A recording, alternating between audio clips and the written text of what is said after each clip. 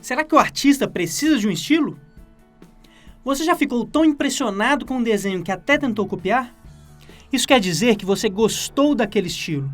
Estilo é o que diferencia um artista do outro. São as variações que nós temos de acordo com as diferentes visões de diferentes artistas. Imagine um mundo onde todos produzem arte do mesmo jeito. Não teríamos novas experiências, novos estímulos visuais e, portanto, novas emoções. Essa diferença estilística que acontece entre os artistas é importantíssima. Mas muita calma. Antes de querermos ter o nosso próprio estilo, precisamos entender algumas coisas. Querer começar a desenhar e já buscar ter um estilo é dar um salto muito grande. Seria como querer mergulhar antes mesmo de aprendermos a nadar. Em praticamente todas as aulas de artes, os primeiros exercícios são sempre de observação, criando nos alunos uma percepção maior para entender como passar aquilo tudo que eles veem para o papel. Isso ajuda a criar uma comunicação muito melhor entre os olhos e o gesto. Quando, no início do aprendizado, o aluno não consegue fazer com que os seus desenhos cheguem próximos do que ele imagina, significa que essa comunicação ainda não está muito bem desenvolvida.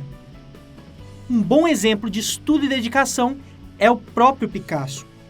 Entre 1897 e 1900, Picasso estudou artes em Madrid e Barcelona.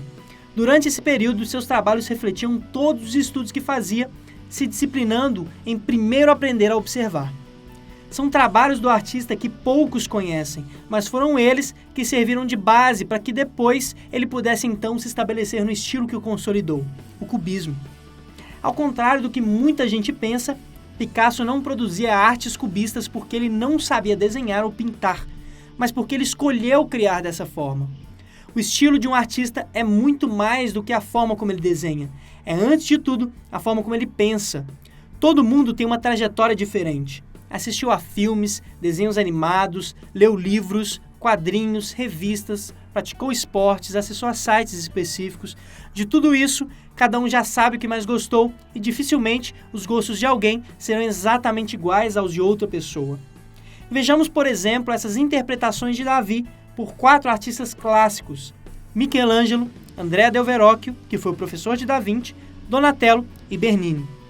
Como não temos registros específicos da exata aparência de Davi na Bíblia, cada artista tomou a liberdade de imaginar a fisionomia do herói, procurando retratá-lo de formas diferentes. Verrocchio e Donatello retratam um Davi mais jovem, em pose de vitória, logo após terem derrotado a Golias, cuja cabeça está a seus pés. Bernini coloca o herói em uma pose de ação, no meio da batalha e momentos antes de acertar a Golias com sua funda. Por fim, Michelangelo coloca Davi antes da luta, quando se concentra e prepara para enfrentar o gigante. Temos então 4 interpretações de Davi igualmente importantes e que nos fazem imaginar a mesma história de formas completamente diferentes, aguçando muito a nossa criatividade. Em 1958, Walt Disney fez o vídeo 4 artistas pintam uma árvore, em resposta às dúvidas de vários alunos que se perguntavam se deviam ou não imitar o trabalho dos artistas que eles mais gostavam. Disney cita Robert Henry, autor do livro The Art Spirit, ou O Espírito da Arte, que diz: "Não imite ninguém. Vá adiante com aquilo que você deve dizer, expressando coisas à medida em que as observa." Outro conselho recorrente no livro de Henry: apenas seja você mesmo, indicando talvez a necessidade de sermos autênticos e verdadeiros em nossas criações, sem ficarmos insistentemente buscando simular o estilo de outro artista. O vídeo apresenta ainda 4 dos maiores artistas que já trabalharam no departamento de animação da Disney: Mark Davis, Evan Earl, Josh Mador e Walt Peregoy. Através deles, entendemos melhor o processo de criação de personagens no estúdio. Cada artista cria uma interpretação individual do mesmo personagem, com sugestões e ideias, sendo que o resultado final é muito melhor, porque reúne as melhores ideias de cada um.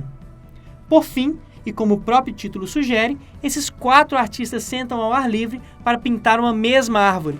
É aí que vemos as diferenças nos processos de cada um deles e como temos 4 resultados diferentes, mas que se basearam em uma mesma coisa. Para a Disney, definir um estilo autêntico para seus filmes de animação era algo fundamental. Essa mesma filosofia continuou mesmo após sua morte em filmes bem mais recentes como Hércules e Aladdin. Para deixar cada um desses filmes com um visual único, alguns artistas foram consultados e serviram como referência. No caso de Hércules, Gerald Scarfe, cartunista e desenhista britânico, foi chamado para ser o Production Designer, ajudando a definir vários caminhos que levaram ao estilo final do filme. Em Aladdin, o animador Eric Goldberg se baseou na arte de Al Hirschfeld para criar o design do gênio, dando muito mais fluidez aos movimentos do personagem, assim como nas caricaturas de Hirschfeld. Enfim, o estilo é algo que todo artista deve buscar, não de maneira forçada e sim esperando que ele venha naturalmente, através de muito estudo e dedicação. Respeitando o aprendizado, com certeza conseguiremos desenvolver um estilo que gostamos e que também nos identifica.